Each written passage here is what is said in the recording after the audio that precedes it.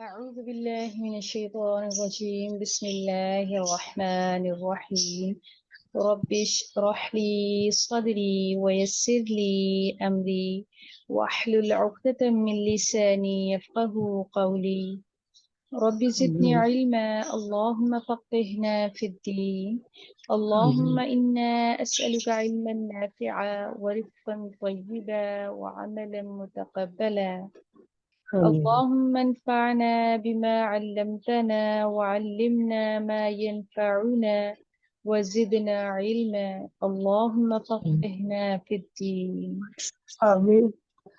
اللهم لا سهل إلا ما جعلته سهلا وأنت تجعل الحزن سهلا إذا شئت. اللهم أرنا الحق حقا وارزقنا اتباعه. اللهم أرنا الباطل باطلا وارزقنا اجتنابه. ربي يسر ولا تعسر وتمم بالخير. آمين آمين. يا رب العالمين.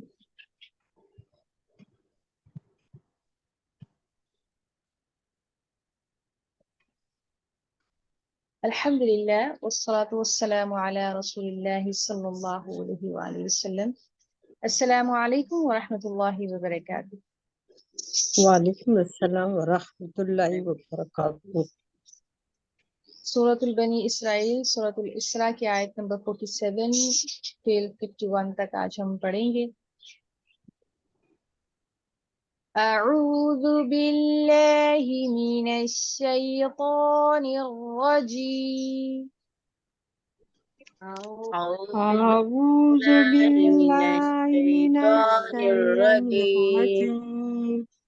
أعوذ بالله من الشيطان الرجيم. أعوذ أعوذ بالله بالله من من الشيطان الشيطان الرجيم. الرجيم.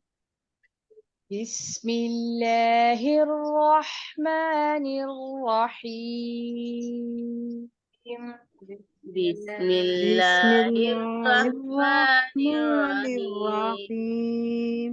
بسم الله الرحمن الرحيم. بسم الله الله الرحمن الرحمن الرحيم. الرحيم. نحن نحن أعلم. أعلم. أعلم. दो चीजों का ख्याल रखिएगा। हा की अदायगी को दुरुस्त कीजिए। ये वस्ते हलक से निकलेगा, शार्पनेस होगी इसके अंदर। और यहाँ पर हमजा और आइन दोनों एक के बाद एक आ रहा है। इनकी अदायगी में फर्क नहीं कीजिएगा। हमजा की अदायगी और आइन की अदायगी को दुरुस्त रखिएगा। अअलमु, أعلم.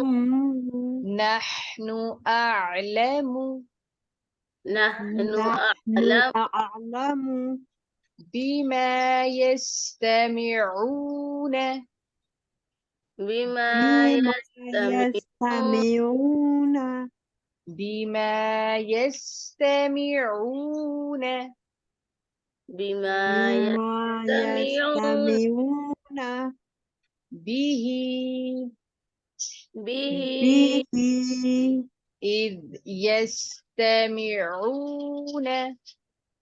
إذ إذ يستمعون يستمعون إذ يستمعون إذ إذ يستمعون إليك إليك إليك وإذ هم نجوى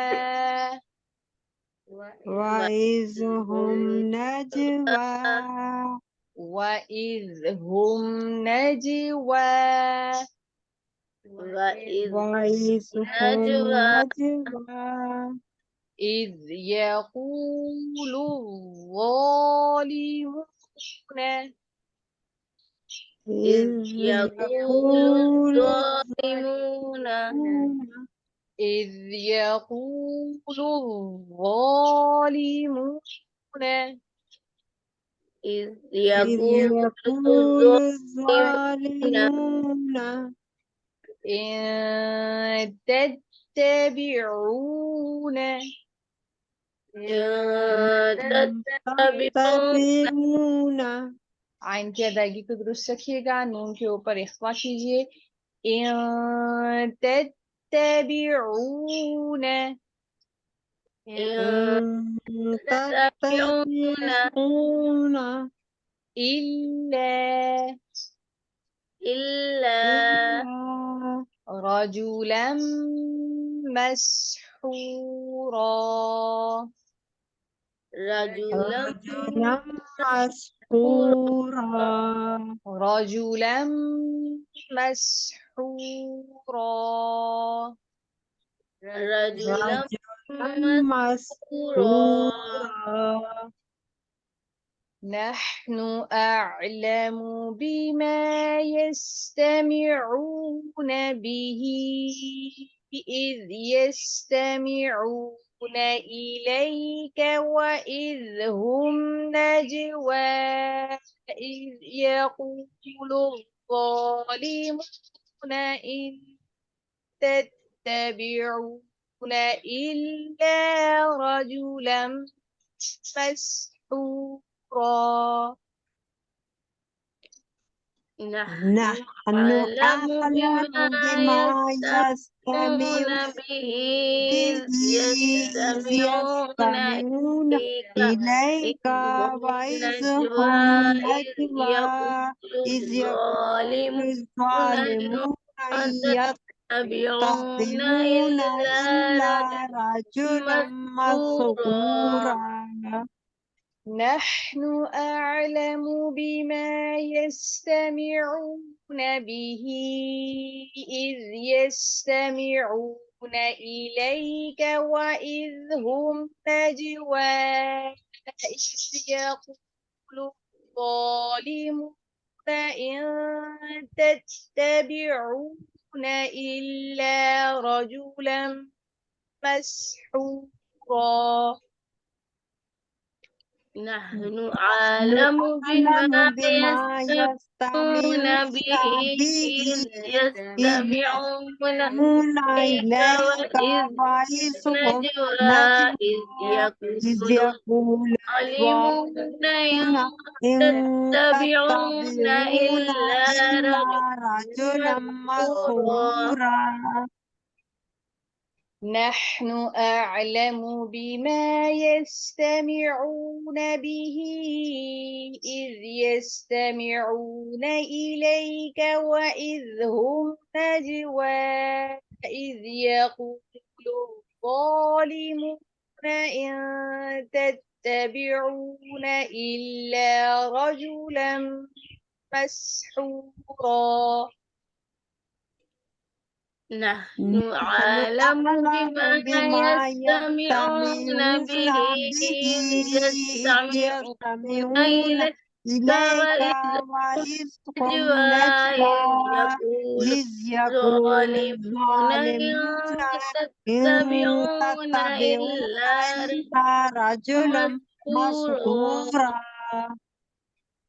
انظر كيف انظر كيف كيف انظر كيف انظر كيف كيف ضربوا لك الأمثال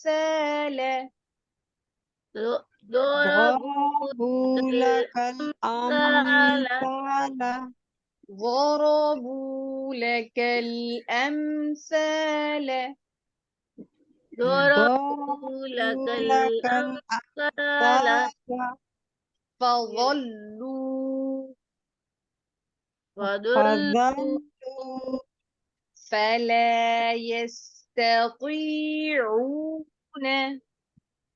فلا فلا يستطيعون يستطيعون فلا يستطيعون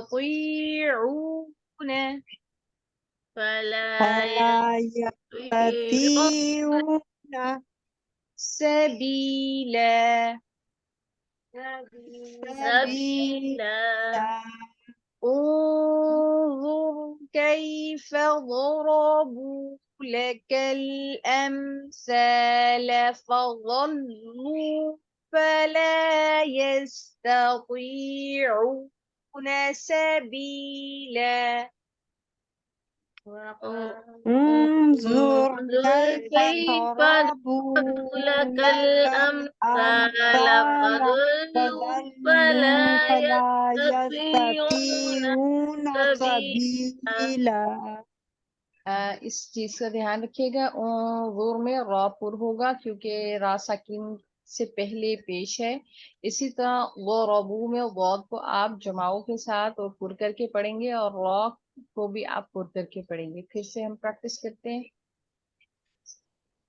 انظر كيف ضربوا لك الأمثال فضلوا فلا يستطيعون سبيلا.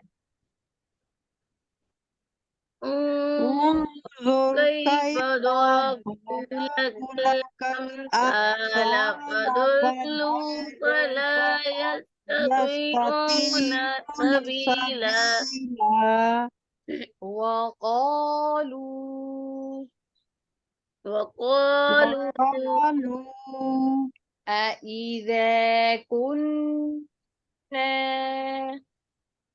أإذا أإذا كنا كنا أإذا كنا أإذا كنا كنا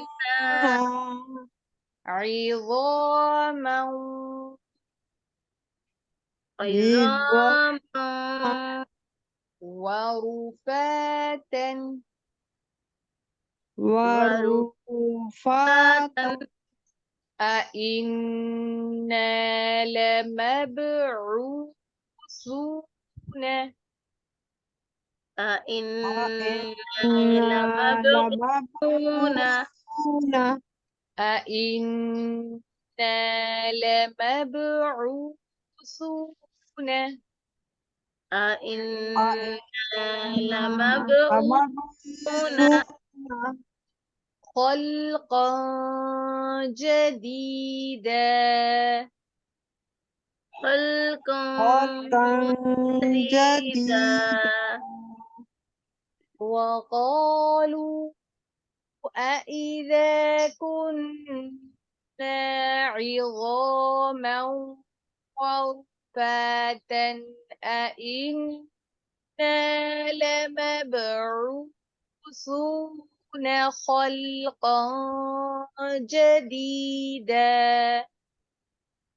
وقالوا أإذا وقالوا كنا عظاما عظاما ورفاتا ورفاتا أإنا أإنا لمبعوثون لمبعوثون خلقا جديدا. جديدا. وقالوا أإذا كنا عظاما ورفاتا أإنا لمبعوثون خلقا جديدا. وقالوا وقالوا أإذا أإذا كنا كنا عظاما عظاما ورفاتا ورفاتا أإنا أإنا لمبعوثون لمبعوثون جديدا. خلقا جديدا. قل كونوا حجارة حجارة حجارة أو حديدا.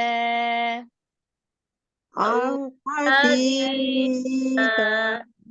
قل كونوا حجارة أو حديدا.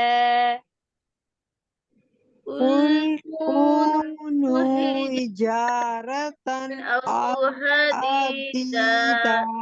قل كونوا حجارة أو حديدا قل قل كونوا كونوا حجارة حجارة أو أو حديدا حديدا أو خلقا مما أو أو خلقا خلقا مما مما أو خلقا مما أو أو خلقا خلقا مما مما يكبر في صدوركم يكبر يكبر في في صدوركم صدوركم يكبر في صدوركم يكبر يكبر في في صدوركم صدوركم एहतियात कीजिए यकबुरू नहीं है, रॉ की पेश को आपने बढ़ा के नहीं पढ़ना है। यकबुरू फी सुदूरिकुम يكبر في يكبر في صدوركم صدوركم فسيقولون فسيقولون فسيقولون من يعيدنا من من يعيدنا من يعيدنا من من يعيدنا يعيدنا قل الذي قل الذي قل الذي قل الذي الذي فطركم فطركم فطركم فطركم فطركم أول مرة أول أول مرة أول مرة أول أول مرة مرة فسينغضون فسينقذون فسينغضون فسينقذون إليك إليك إليك رؤوسهم رؤوسهم رؤوسهم رؤوسهم ويقولون ويقولون ويقولون متاه متاه यहाँ पर आप क्या करेंगे, यहाँ पे आप वाव मद्दा करेंगे, ठीक है। मताहू متاه मताहू متاه قل عسى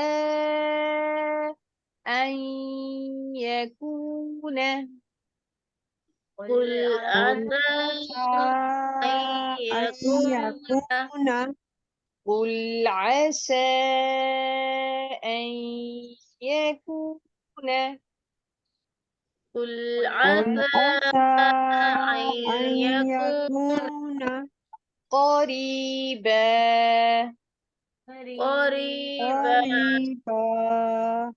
قل كونوا سوري أو خلقا مما يكبر في صدوركم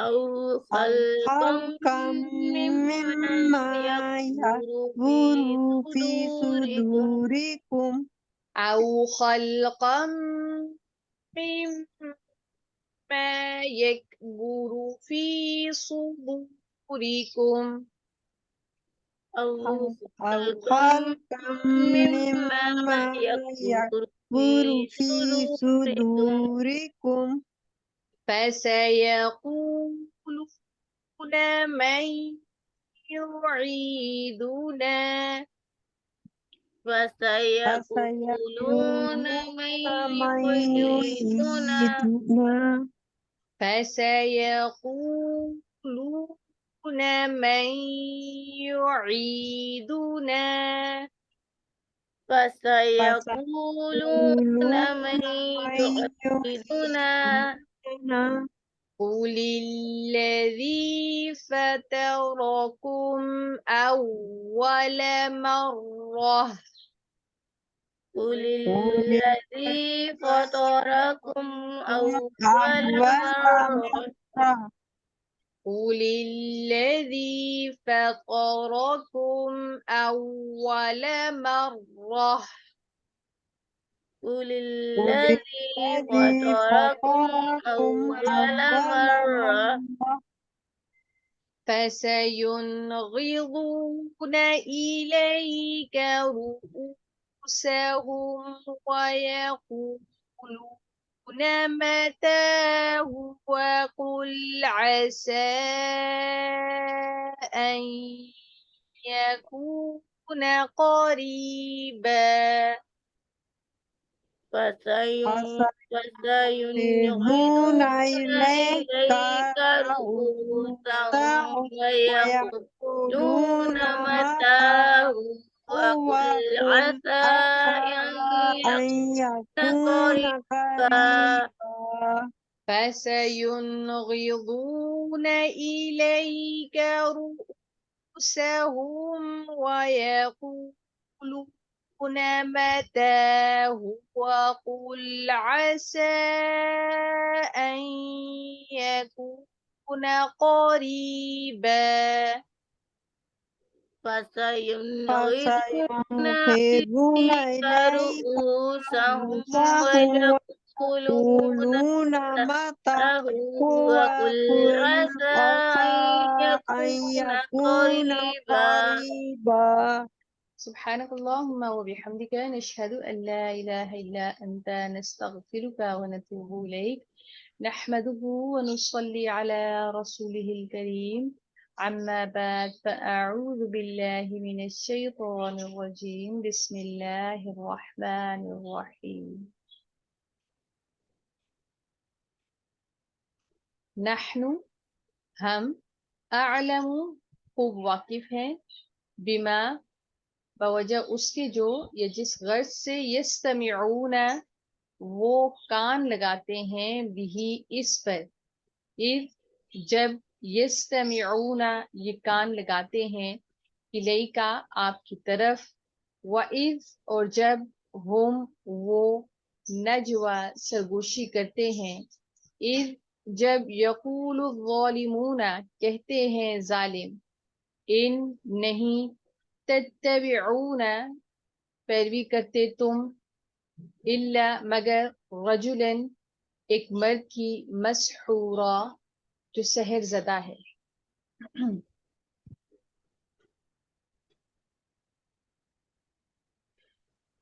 नहनु अअलमु बिमा यस्तमिऊना बिही इज़ यस्तमिऊना इलैका व इज़ हुम नजवा इज़ यकूलु ज़ालिमूना إذ يقول الظالمون إن تتبعون إلا رجلا مسحورا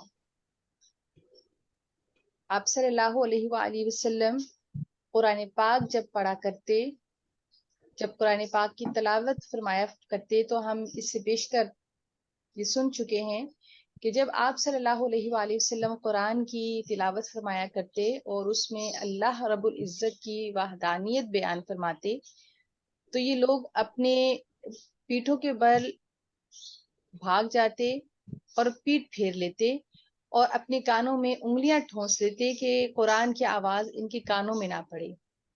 यह कुरान का एजाज था कि जो भी कुरान पाक को सुनता वो इसकी मीठी क़िराअत और इसके खूबसूरत पैगाम से बहुत ज्यादा मुतासिर होता और इसी वजह से जो भी ये सुनता वो मजबूर हो जाता कि उसको सुनता चला जाए और जो इसका खूबसूरत पैगाम है वो उसके दिल के ऊपर असर करता और वो इस्लाम कबूल कर लेता।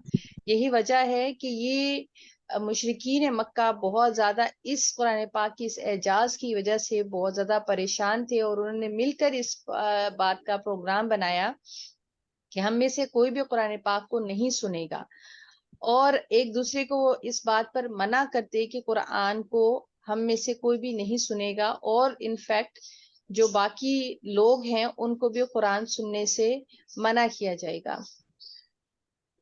لیکن یہاں پر اللہ تعالیٰ فرماتے ہیں نحن اعلم بما یستمعون به اذ یستمعون، کہ ہم خوب واقف ہیں کہ جب وہ کان لگا کر آپ کو پڑھتے ہوئے سنتے ہیں تو وہ کیوں پڑھتے ہوئے سنتے ہیں۔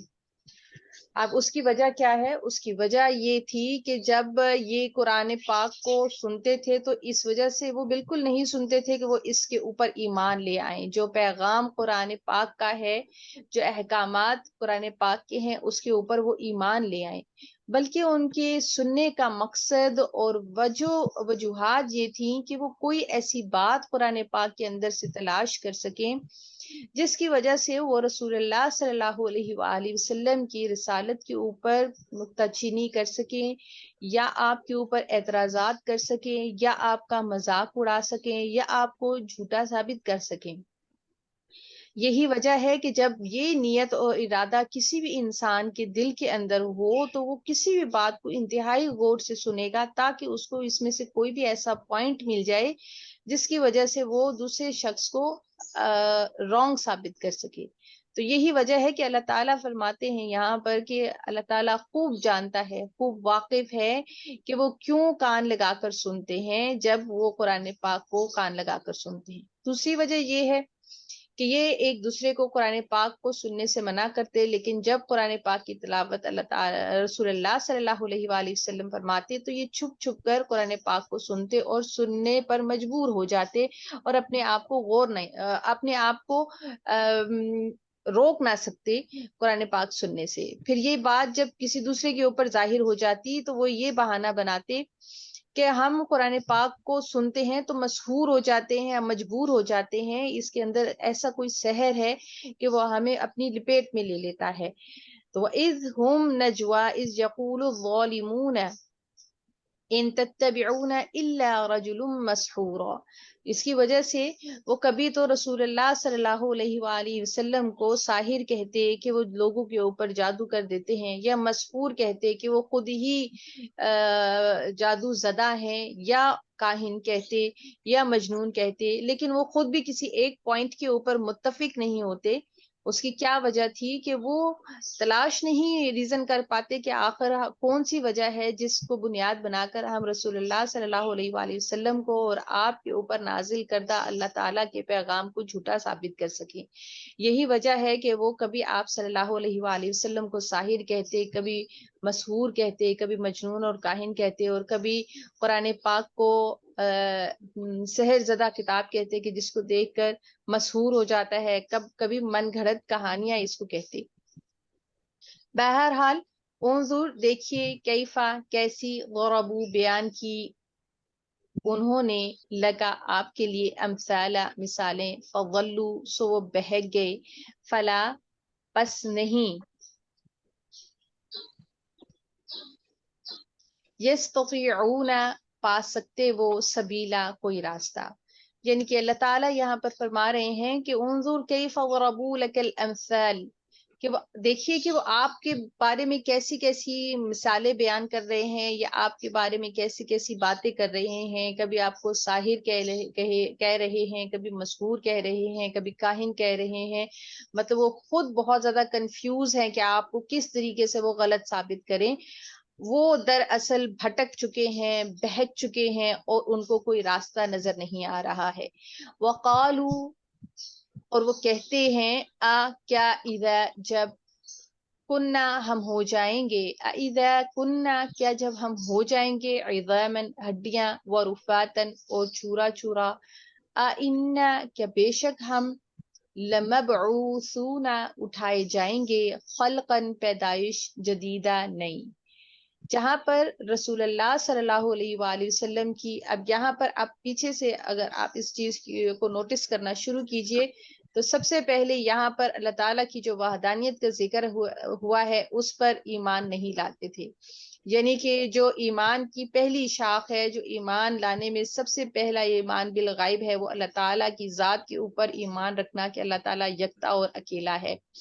اللہ تعالیٰ کی وحدانیت کے اوپر وہ ایمان نہیں لاتے تھے۔ اس کے بعد رسول اللہ صلی اللہ علیہ وآلہ وسلم کی رسالت کے اوپر ایمان نہیں لاتے تھے کہ آپ صلی اللہ علیہ وآلہ وسلم اللہ تعالیٰ کے سچے رسول ہیں، اور اس کے بعد اللہ تعالیٰ کی کتابوں کے اوپر ایمان نہیں لاتے تھے کہ یہ جو کتاب اللہ تعالیٰ نے نازل فرمائی ہے یہ اللہ تعالیٰ کی طرف سے ہی نازل کی ہوئی کتاب ہے اور یہ اللہ تعالیٰ کی کتاب ہے۔ اس کے بعد وہ آخرت کے اوپر بھی ایمان نہیں رکھتے تھے، وہ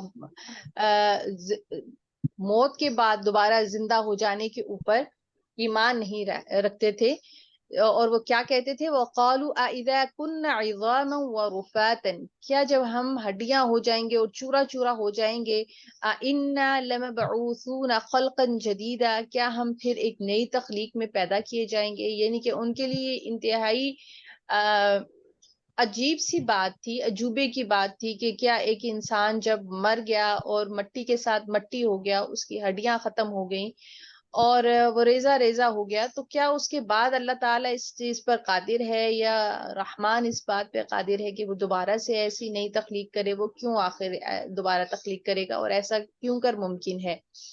قل کہہ دیجئے، کونو ہو جاؤ تم حجارن پتھر، او یا لوہا او یا حدیدن لوہا۔ تو یہاں پر اللہ تعالیٰ فرما رہے ہیں کہ اللہ تعالیٰ کے لیے تو کچھ مشکل نہیں ہے کہ اللہ تعالیٰ تمہیں دوبارہ سے تخلیق کرے۔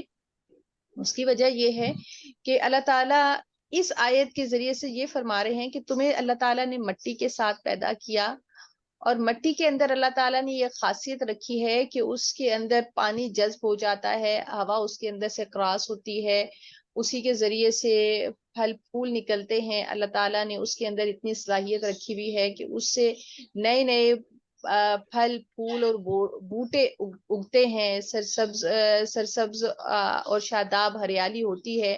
ایک طرف خزاں ہوتی ہے تو دوسری طرف وہاں پر دوبارہ سے پھول کھلتے ہیں، پھل نکلتے ہیں، اور اللہ تعالیٰ نے بے شمار برکتیں مٹی کے ذریعے سے انسان کے لیے پیدا کی ہیں۔ کیا تم اس چیز کے بارے میں نہیں دیکھتے ہو؟ اور اللہ تعالیٰ نے جس طریقے سے اس کو مٹی کو بنایا ہے، اس کے عناصر جو ہیں وہ آپس میں اتنے زیادہ گتھم گتھا اور سخت نہیں ہے۔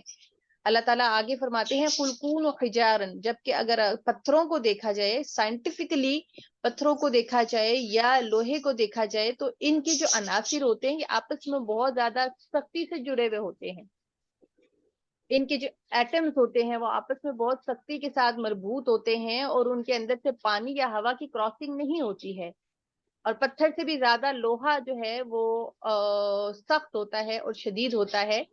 تو اللہ تعالیٰ فرماتے ہیں کہ مٹی کو تو چھوڑو، اگر تم پتھر یا لوہا ہوتے تو تب بھی اللہ تعالیٰ اس چیز کے اوپر قادر تھا کہ وہ تمہیں ایک مخلوق کی صورت میں کھڑا کر کے ظاہر کر دیتا۔ او یا خلقن، ہوتا وہ کوئی مخلوق ایسی ہوتی، مما اس میں سے جو یکبرو مشکل ہوتی، بڑی ہوتی، فی میں صدورکم تمہارے سینوں میں، تمہارے خیالات کے مطابق۔ فَسَيَقُولُونَ پھر وہ کہیں گے، من کون، یعیدنا لٹائے گا ہمیں، قل کہہ دیجئے، الذی وہی جس نے فطرکم پیدا کیا تمہیں، اول مرۃ پہلی مرتبہ، پس ینغضون تو انقریب وہ بلائے جائیں گے، الیک آپ کی طرف، رؤوسہم سر اپنے، ویقولون اور کہیں گے، متی کب ہوگا، ہوا وہ وعدہ، قل کہہ دیجئے، عسیٰ امید ہے، ان کے یکون وہ ہو جائے، قریباً قریب۔ قل الذین کہتے ہیں وہ لوگ، یہاں پر اللہ تعالیٰ فرماتے ہیں او خلقا مما یکبر فی صدورکم، اللہ تعالیٰ فرماتے ہیں کہ مٹی کو چھوڑو اور اس کے بعد پتھروں کو بھی چھوڑو اور لوہے کو بھی چھوڑو جو بہت زیادہ سخت ہیں۔ اگر ان چیزوں سے بھی زیادہ کوئی شدید چیز ہے جو تمہارے تصور میں ہے، جو تمہارے سینوں میں ہے، تمہارے خیالات کے مطابق بہت زیادہ مشکل ہے، اگر اس کو بھی تم پریٹینڈ کرو تو اللہ تعالیٰ کے لیے کوئی مشکل نہیں ہے کہ اللہ تعالیٰ اس کے ذریعے سے تمہیں دوبارہ سے وجود میں لے آئے۔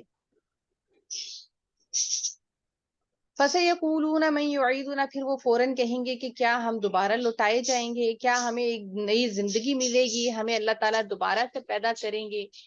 تو جب رسول اللہ صلی اللہ علیہ وآلہ وسلم فرماتے کہ تمہیں دوبارہ سے پیدا کیا جائے گا، تو وہ ازراہ مذاق اپنے سروں کو ہلاتے اور وہ کہتے اچھا چلو ٹھیک ہے، ہم نے مان لیا کہ ہمیں اللہ تعالیٰ دوبارہ سے پیدا کرے گا، تو تم یہ بتا دو، آپ صلی اللہ علیہ وآلہ وسلم ہمیں یہ بتا دیجئے کہ آخر وہ وقت کب ہے جو آنے والا ہے، کہ جس دن ہم دوبارہ اٹھائے جائیں گے اور ہماری ہڈیاں دوبارہ سے جڑیں گی اور ہم دوبارہ سے ایک اسی طرح کے انسان بن جائیں گے۔ تو اللہ تعالیٰ فرماتے ہیں کہ آپ ان سے کہہ دیجئے کہ عنقریب وہ وقت جلد آنے والا ہے جس دن اللہ تعالیٰ تم لوگوں کو اٹھا کر اپنے سامنے کھڑا کرے گا اور تم لوگوں کا محاسبہ کرے گا۔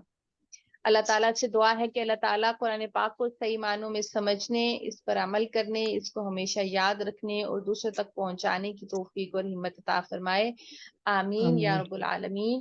اللہ اکبر کبیرہ والحمد للہ کثیرہ وسبحان اللہ بکرۃ واصیلا، اللہم صلی وسلم علی نبینا محمد۔ ربنا لا تؤاخذنا إن نسينا أو أخطأنا، ربنا ولا تحمل علينا إصرا كما حملته على الذين من قبلنا، ربنا ولا تحملنا ما لا طاقة لنا به واعف عنا واغفر لنا وارحمنا، أنت مولانا فانصرنا على القوم الكافرين، ربنا لا تزغ قلوبنا بعد إذ هديتنا وهب لنا من لدنك الرحمة إنك أنت الوهاب، ربنا تقبل منا إنك أنت السميع العليم وتب علينا إنك أنت التواب الرحيم، سبحان ربك رب العزة عما يصفون وسلام على المرسلين والحمد لله رب العالمين، سبحانك اللهم وبحمدك نشهد أن لا إله إلا أنت نستغفرك ونتوب إليك، آمين يا رب العالمين۔ السلام علیکم ورحمۃ اللہ وبرکاتہ۔ وعلیکم السلام ورحمۃ اللہ وبرکاتہ، جزاک اللہ خیر کثیر۔ وعلیکم السلام علیکم۔